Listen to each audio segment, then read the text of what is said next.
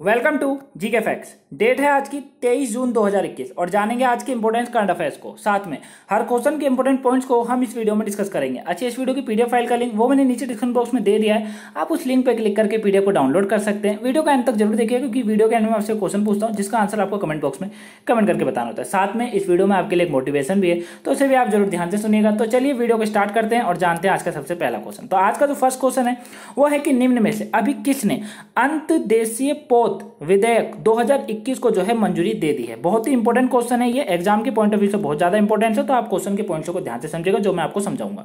अभी जो है अंतर्देशीय पोत विधेयक 2021 को जो मंजूरी है वो केंद्रीय मंत्रिमंडल के द्वारा दी गई है, यानी कि ऑप्शन डी बिल्कुल राइट आंसर है। देखिए ये जो अंतर्देशीय पोत विधेयक है इसको आखिर में मंजूरी दी की गई है और इससे होगा क्या। देखिए ये विधेयक जो है ये जहाजों की सुरक्षा यानी कि अंतर्देशीय जो जहाज होते हैं जहाजों की उनकी सुरक्षा साथ में बचाव और पंजीकरण को विनियमित करेगा। क्लियर है, पहला पॉइंट क्लियर हो गया। वहीं सेकंड पॉइंट है कि यह विधेयक इलेक्ट्रॉनिक पोर्टल पर पोत पंजीकरण और चालक दल के विवरण रिकॉर्ड करने के लिए एक केंद्रीय डेटाबेस का भी प्रावधान करता है। क्लियर है, दोनों पॉइंट्स को याद रखिएगा, इंपॉर्टेंट है। तो केंद्रीय मंत्रिमंडल के द्वारा जो है ये मंजूरी दी गई है। नेक्स्ट क्वेश्चन है निम्न में से किसने कोरोना टीकाकरण के बारे में जागरूकता पैदा करने के लिए अभी अभियान चलाया है जिसका नाम है जान है तो जहान है। ये किसने शुरू किया है, तो ये किसके द्वारा शुरू किया गया है, तो जान है तो जहान है ये अभियान शुरू किया है मुख्तार अब्बास के द्वारा, यानी कि ऑप्शन सी बिल्कुल राइट आंसर है। क्लियर है, मुख्तार अब्बास जो कि अल्पसंख्यक कार्य मंत्री हैं, इनके द्वारा यह अभियान को शुरू किया गया है ताकि जो कोरोना टीकाकरण के बारे में ये लोगों को ज्यादा से ज्यादा जागरूक कर सके और लोग ज्यादा से ज्यादा उस टीके को लगा सके। क्लियर है, वहीं ये अभियान जो है इन्होंने विभिन्न सामाजिक शैक्षणिक संगठनों, गैर सरकारी संगठनों, साथ में महिला स्वयं सहायता समूह के साथ इस अभियान को शुरू किया है। क्लियर है, तो याद रखिएगा मुख्तार अब्बासी के जो है अब्बास जो है इनके द्वारा ये अभियान शुरू किया गया। जान है तो जहान है, मुख्तार अब्बास नाम बहुत इंपॉर्टेंट है, अल्पसंख्यक कार्य मंत्री है ये।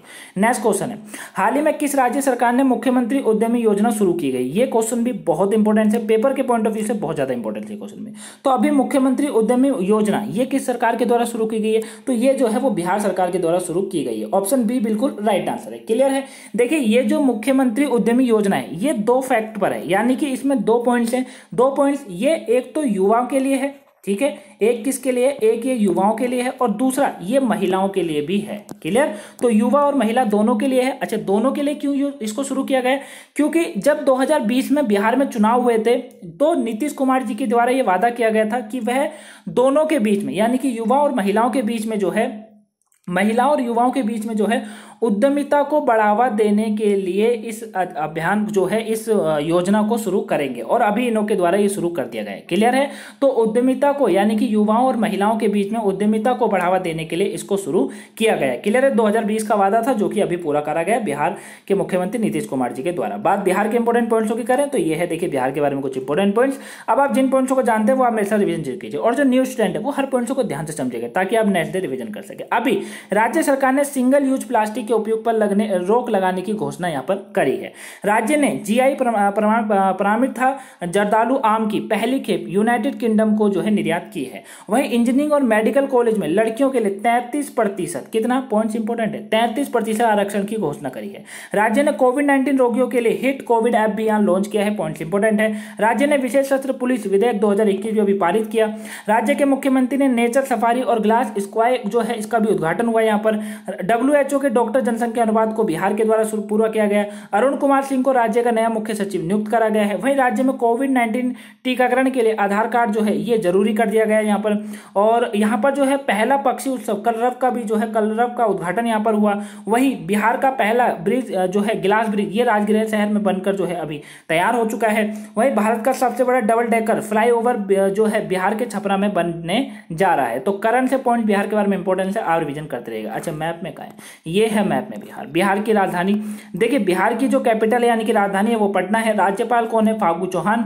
और वहीं आगे मुख्यमंत्री नीतीश कुमार जी। राज्यसभा की 16 सीटें, लोकसभा में यहाँ कितनी 40 सीटें हैं, ठीक है। और वहीं विधानसभा में यहाँ 243 सीटें, याद रखिएगा कितनी है विधानसभा में 243 सीटें जो है वो विधानसभा में यहाँ पर है।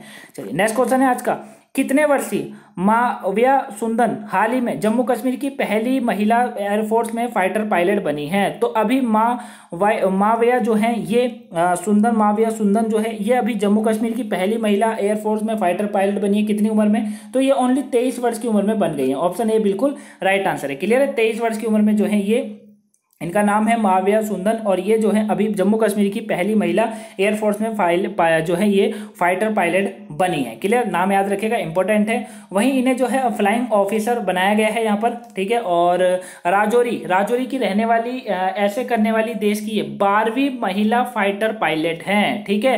राजौरी की रहने वाली है और ऐसा करने वाली ये देश की 12वीं, कौन सी 12वीं है, ठीक है, याद रखिएगा, जो है महिला फाइटर पायलट ये अभी हैं। क्लियर? हाँ, और वैसे जम्मू कश्मीर की ये पहली है, ये याद रखिएगा, ठीक है। लेकिन राजौरी की बात करेंगे तो ये 12वीं है।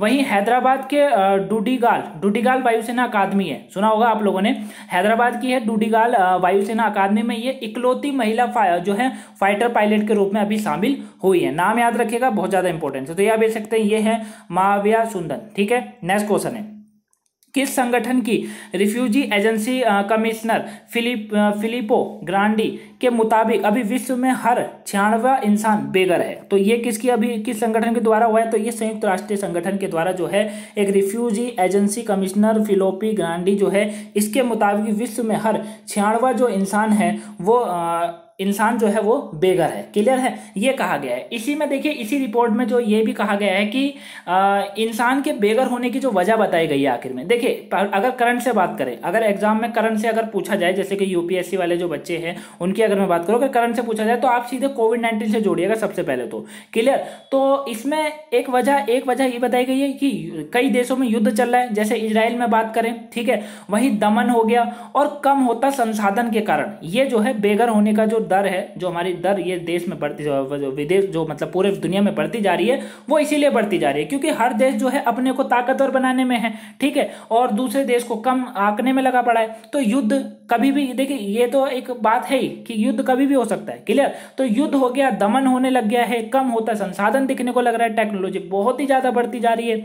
और इसमें सबसे ज्यादा जो रिकॉर्ड जारी किया गया ना, यानी कि बेघर होने में सबसे ज्यादा जो देश का रिकॉर्ड है वो सीरिया का है। किसका है? सीरिया देश का है सबसे ज्यादा, ठीक है। कितना है मैं आपको बताता हूं। सीरिया देश जो है, इसका जो रिकॉर्ड है वो 1.1 करोड़ है, ठीक है। कितना है? 1.1 करोड़ है, यानी कि यहां पर 1.1 करोड़ लोग जो है वो बेघर हुए हैं, जो कि देश की आबादी का कम से कम 45% हिस्सा है ये। क्लियर? तो याद रखिएगा, ये रिपोर्ट अभी संयुक्त राष्ट्र के द्वारा जो है ये हर जो है रिपोर्ट अभी जारी करी गई है। क्लियर? नेक्स्ट क्वेश्चन है, भारत के किस देश ने हाल ही में हाइड्रोजन टास्क फोर्स लॉन्च किया है? तो किसके द्वारा किया गया है ये हाइड्रोजन टास्क फोर्स लॉन्च? तो ये जो किया गया है वो अमेरिका देश के द्वारा किया गया है। ऑप्शन सी जो है वो बिल्कुल राइट आंसर है। क्लियर है? पॉइंट्स को ध्यान से समझिए। देखिए, ये जो इससे क्या होगा, इसमें भारत के ऊर्जा सुरक्षा प्रयासों को बढ़ावा मिलेगा, ठीक है, बढ़ावा भी मिलेगा इसमें, ठीक है, जो कि ये हाइड्रोजन टास्क फोर्स है। साथ में उच्च प्रदूषणकारी औद्योगिक जो होते हैं, साथ में क्षेत्रों और एक हरित और स्वच्छ ग्रह को प्राप्त करने के लक्ष्य तक पहुंचाने में ये मदद करेगा। ये पॉइंट बहुत इंपॉर्टेंट है, दोबारा सुनिए।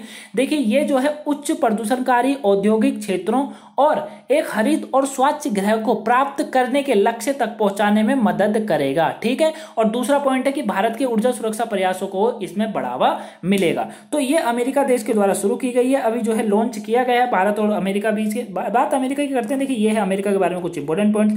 अब आप जिन पॉइंट्स को जानते हैं वो हमेशा रिवीजन जरूर कीजिए। अभी देश ने कोविड-19 इलाज पर 3.2 अरब डॉलर खर्च करने की घोषणा की है।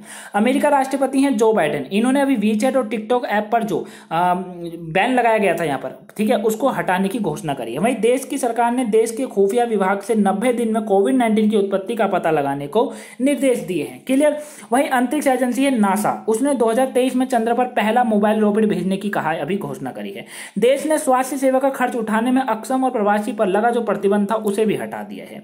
देश ने अभी कॉलोनियल पाइपलाइन जो था, इस पर अभी साइबर हमला हुआ था, उसके बाद आपातकालीन की घोषणा करी गई। यहाँ पर देश के फाइजर बायोनटेक जो कोविड वैक्सीन है, इसके आपातकालीन उपयोग को अभी यहाँ मंजूरी दी गई है। वहीं देश ने भारत का P-8I गश्ती विमान जो है इसके बिक्री के लिए सहमति दी गई है। और वहीं Stockholm International Peace Research Institute द्वारा अभी एक जारी रिपोर्ट के मुताबिक बात करें तो सबसे ज्यादा सेना पर खर्च करने वाला देश है अमेरिका। क्लियर, तो पॉइंट्स को आप रिवीजन करते रहिएगा, पॉइंट्स इंपॉर्टेंट है। अमेरिका राजधानी वॉशिंगटन डीसी, सबसे बड़ा नगर न्यूयॉर्क नगर, राष्ट्रपति जो बाइडेन, मुद्रा का नाम है अमेरिकी डॉलर। चलिए जानते हैं आज का मोटिवेशन। देखिए ये मोटिवेशन है, छोटा मोटिवेशन है लेकिन बहुत ही स्ट्रॉन्ग मोटिवेशन है आज का। एक बात जान लो, आज का दर्द कल की जीत है। ठीक है, तो आप इस बात को आज एक अपने आप जो आपका स्टडी टेबल हो, जहां भी आप बैठ के पढ़ाई करते हैं रूम में, ठीक है, वहां पर आप इसको आज लगा लीजिए। ठीक है, इसको एक कागज में लिख लीजिए या इसका प्रिंट निकलवा लीजिएगा और एक जगह पर आप लिख लीजिए कि आज जो अभी आपको दर्द मिल रहा है ना, चाहे वो किसी भी तरीके का हो सकता है, ये मैं नहीं कह सकता, ठीक है, हर तरीके का दर्द हो सकता है, ऐसी कोई बात नहीं है। जो भी आपको दर्द है, लेकिन आप उस दर्द को भूलने के बाद भी अपनी तैयारी पर लगे रहते हैं, यानी कि अपने को सक्सेस बनाने में और अपने दिमाग को डेवलप करने पे लगे रहते हैं। तो याद रखिएगा, कल की जीत जो है उसको आप तैयार कर रहे हैं धीरे धीरे कर कर। क्लियर, तो जो भी आपको दर्द है उसको सहन करते रहिए, बस अपने टारगेट की ओर जो है बढ़ते रहिए, उसको मत छोड़िएगा कभी भी लाइफ में, पीछे मत हटिएगा। क्लियर है, तो यही आज का मोटिवेशन है। कैसा लगा कमेंट बॉक्स में बताएगा जरूर। पसंद आता है वीडियो को लाइक कीजिएगा, चैनल में नए हैं चैनल को सब्सक्राइब जरूर कर लीजिए। नेक्स्ट क्वेश्चन है कि प्रधानमंत्री नरेंद्र मोदी ने भी अंतर्राष्ट्रीय योग दिवस के अवसर पर किस ऐप को लॉन्च किया है। तो अभी किस ऐप को लॉन्च किया गया था प्रधानमंत्री जी के द्वारा, तो ये जो लॉन्च किया गया था वो किसको किया गया था, वो एम योगा को लॉन्च किया गया। ऑप्शन बी जो है वो बिल्कुल राइट आंसर है। क्लियर है, एम योगा जो ऐप है इसको अभी प्रधानमंत्री नरेंद्र मोदी के द्वारा शुरू किया गया था। क्लियर है, और इसमें जो है योग के सहयोग तक का मंत्र दिया हुआ है सब में इस ऐप के अंदर। और इसमें यह भी है जो आधुनिक तकनीक और प्राचीन विज्ञान के फ्यूजन को एक बेहतरीन उदाहरण है इसके अंदर। क्लियर, इस ऐप के अंदर। और ये जो ऐप है ना, ये आपको इंग्लिश में, हिंदी में और फ्रेंच भाषाओं में उपलब्ध है। ठीक है, तो काफ़ी जो है इफेक्टिव ऐप है। योगा तो हमको करना ही चाहिए शरीर को स्वस्थ रखने के लिए। क्लियर, तो एम योगा प्रधानमंत्री नरेंद्र मोदी के द्वारा किए शुरू किया गया है। नेक्स्ट क्वेश्चन है, भारत के किस राज्य की सरकार ने मुख्यमंत्रियों के लिए आर्थिक सलाहकार परिषद का गठन करने की घोषणा करी है। तो ये किस राज्य सरकार के द्वारा अभी किया गया है, तो ये जो शुरू करने की घोषणा करी गई है ये तमिलनाडु सरकार के द्वारा की गई है। ऑप्शन ए बिल्कुल राइट आंसर है। क्लियर है, तमिलनाडु सरकार ने जो है अभी आर्थिक सलाहकार परिषद का गठन करने की घोषणा करी है मुख्यमंत्रियों के लिए। ठीक है, और इस सलाहकार परिषद में जो है सदस्यों के रूप में विश्व भर के प्रमुख आर्थिक विशेषज्ञ जो है इसमें शामिल होंगे। और इस परिषद का जो उद्देश्य है वो यही है कि सरकार राज्य में अर्थव्यवस्था को पुनर्जीवित करेगी। क्या है इसका उद्देश्य, कि सरकार राज्य में अर्थव्यवस्था को पुनर्जीवित करेगी, इसीलिए इस सलाहकार परिषद का जो है गठन किया गया है। बात तमिलनाडु की करें, राजधानी चेन्नई है, राज्यपाल हैं बनवारी लाल पुरोहित, मुख्यमंत्री M.K. स्टालिन है और यहाँ पे विधानसभा की 235 सीटें हैं। कितनी है, 235 सीटें हैं। राज्यसभा में यहाँ पर 18 सीटें, और वहीं बात करें लोकसभा की तो यहाँ पर कितनी 39 सीटें यहाँ पर लोकसभा की है। नेक्स्ट क्वेश्चन है, हाल ही में केंद्र सरकार ने किन दो सरकारी बैंकों में 51% हिस्सेदारी बेचने की घोषणा करी है। तो अभी किन दो बैंकों की जो है ये 51% जो है हिस्सेदारी बेचने की घोषणा करी गई है। तो ये जो घोषणा करी गई है वो सेंट्रल बैंक ऑफ इंडिया और साथ में इंडियन ओवरसीज बैंक की गई है। ऑप्शन ए बिल्कुल राइट आंसर है। क्लियर है, सेंट्रल बैंक ऑफ इंडिया साथ में जो है इंडियन ओवरसीज बैंक जो है इसकी ये घोषणा करी गई। ठीक है, अभी आपको पता होगा कि प्राइवेटाइजेशन है, ठीक है, प्राइवेट जो करा जा रहा है हर चीज को, उसमें जो है ये कहा गया है इन दोनों बैंकों का 51% जो है हिस्सेदारी जो है ये बेचने की बात इसमें जो है मतलब हिस्सेदारी जो है बेचने की घोषणा भी करी गई है। क्लियर है, याद रखिएगा। और चलिए अब इसमें इसके ऊपर तो क्या बात करें। ठीक है, तो मतलब नौकरियां और कम मानी है बैंकों में, क्योंकि सेंट्रल बैंक ऑफ इंडिया और इंडियन ओवरसीज बैंक इसमें ही नौकरियां, ठीक है, 51% जो है हिस्सेदारी इसकी बेची जाएगी, याद रखिएगा। नेक्स्ट क्वेश्चन है, हाल ही में जारी हुई है ईज ऑफ लिविंग इंडेक्स 2020 में किस शहर को भारत का सबसे रहने योग्य शहर के रूप में नामित किया गया है। क्वेश्चन बहुत ही इंपॉर्टेंट है। तो अभी जो ये नामित किया गया है वो बेंगलुरु को किया गया है। ऑप्शन बी जो है वो बिल्कुल राइट आंसर है, यानी कि कर्नाटक की राजधानी है बेंगलुरु, इसको कहा गया है कि ये जो है ईज ऑफ लिविंग इंडेक्स जो कि 2020 की जारी हुई है, जो कि centre for science and environment के द्वारा ये जारी करी जाती है। क्लियर है, और सबसे रहने योग्य जो शहर है इस समय भारत का वो बेंगलुरु को बताया गया है। क्लियर, बेंगलुरु के बाद बात करें तो चेन्नई, फिर उसके बाद शिमला, फिर भुवनेश्वर और उसके बाद मुंबई है। ठीक है, सीट्स 5 में यही हैं, पहला बेंगलुरु, फिर चेन्नई, शिमला, भुवनेश्वर और मुंबई।